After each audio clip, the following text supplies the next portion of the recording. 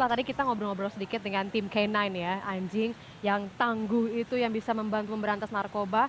Kalau bicara soal lain, akhir-akhir ini di media sosial sedang ramai diperbincangkan soal terapi air seni, tepatnya air seni unta. Memang sih, kalau agak flashback ke belakang, ini sudah lama sekali dijadikan salah satu pengobatan secara alternatif, meskipun Ya. memang belum terbukti khasiatnya tuh betul atau tidak. Ya, ini menjadi cukup viral dan juga jadi perbincangan di masyarakat ketika seorang ulama Hmm, merekam videonya betul. ketika sedang meminum air seni dari unta. Nah, kita akan coba lihat dulu seperti apa. Assalamualaikum warahmatullahi wabarakatuh.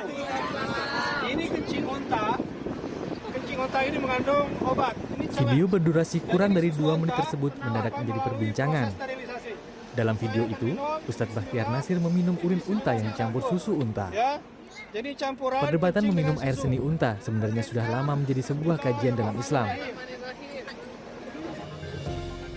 Terdapat 2 perbedaan pendapat mengenai hal ini, yakni mazhab Malikiyah dan Hambali yang membolehkan meminum air seni unta untuk tujuan pengobatan. Namun, ini hanya boleh dilakukan jika tidak ditemukan obat lain yang diyakini keampuhannya dan tidak boleh berlebihan. Sementara menurut pendapat Imam Syafi'i dan Hanafi, air seni adalah sesuatu yang najis. Menurut Majelis Ulama Indonesia, 2 pendapat ini harus disikapi secara bijaksana agar tidak menimbulkan perdebatan berlarut-larut. Jadi difahami, jadi cara memahami hadis itu adalah hadis bahwa hadis itu betul, tapi hadis itu sahih bisa dianggap hadis yang mengatakan bahwa meminum air kencing onta itu, tapi konteksnya adalah konteks untuk berobat. Nah, artinya pendapat Imam Syafi'i ini mengkombinasikan antara beberapa hadis yang terkait dengan masalah ini. Di dalam ilmu usul fikih namanya al-jam'u wat taufiq, mengkompromikan gitu. Dimana ketika dia itu Rasul memerintahkan untuk meminum air kencing itu, yaitu ketika keterpaksaan ketika sakit untuk berobat, dan ketika dia itu tidak ada alasan untuk itu, hukumnya kembali yaitu dia itu najis. Dari sudut pandang ilmiah, di dalam air seni terdapat enzim dan protein yang justru dapat memicu antibodi terhadap penyakit tertentu bekerja maksimal.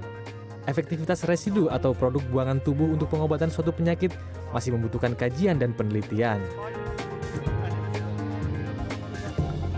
Di sisi lain, informasi yang menyebutkan bahwa urin dan susu unta merupakan perantara penularan Middle East Respiratory Syndrome coronavirus yang sering disebut flu Arab juga masih harus dibuktikan secara ilmiah.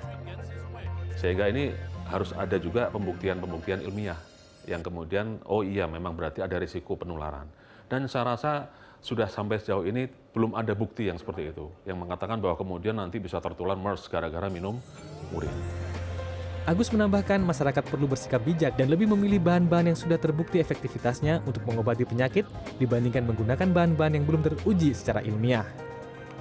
Raff Kaffi, Jakarta.